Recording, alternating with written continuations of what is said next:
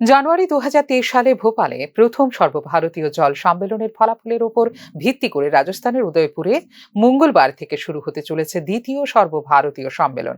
সম্মেলনে যোগ দেবেন ত্রিপুরার মুখ্যমন্ত্রী ডাক্তার মানিক সাহাও। দ্বিতীয় এই সম্মেলন ভারতের জল সুরক্ষার ভবিষ্যৎ গঠনে একটি গুরুত্বপূর্ণ মাইল ফলক হবে বলে জানিয়েছে জল শক্তি মন্ত্রণালয়।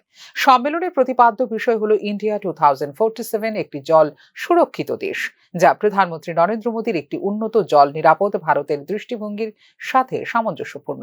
ভবিষ্যৎ প্রজন্মের জন্য আমাদের নদী এবং বাস্তুতন্ত্র সংরক্ষণের ক্ষেত্রে দিশানির্দেশ করবে এই বৈঠক বলে বিবৃতিতে জানিয়েছে কেন্দ্রীয় সরকার। গত ভোপাল সম্মেলনে 5টি ক্ষেত্রে নেওয়া হয় সিদ্ধান্ত। এগুলি হলো জল সুরক্ষা, জল ব্যবহারে দক্ষতা, শাসন, জলবায়ু স্থিতিস্থাপকতা এবং জলের গুণমান। এর ফলে 22টি কার্যকর সুপারিশ তৈরি হয়েছে, যা ইতিমধ্যেই রাজ্য জুড়ে জল ব্যবস্থাপনা কৌশলগুলিকে দিশা দেখাচ্ছে বলেও জানিয়েছে কেন্দ্রীয় সরকার। উদয়পুর সম্মেলন এই সুপারিশগুলোর ওপর ভিত্তি করে তৈরি করা হবে জল দৃষ্টিভঙ্গি 2047। জল ব্যবস্থাপনার গুরুত্বপূর্ণ দিকগুলি নিয়ে আলোচনা করা হবে এই সম্মেলনে। এর মধ্যে রয়েছে কার্যকর শাসন ব্যবস্থা, আন্তঃসীমান্ত সহযোগিতা, উদ্ভাবনী অর্থায়ন, সংশ্লিষ্ট সম্প্রদায়ের অংশগ্রহণ এবং প্রযুক্তিগত সমাধান, দক্ষ জল ব্যবহার এবং বিভিন্ন ক্ষেত্রে উন্নত সমন্বয়।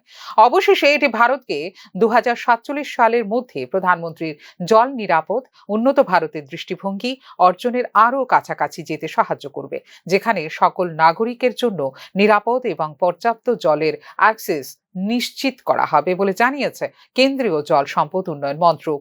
মন্ত্রণালয়ের মতে দ্বিতীয় সম্মেলনের বিষয়বস্তু আঞ্চলিক বৈচিত্র্য বিবেচনা করে জল খাতের জটিলতা মোকাবেলা করার জন্য করা হয়েছে পরিমার্জিত।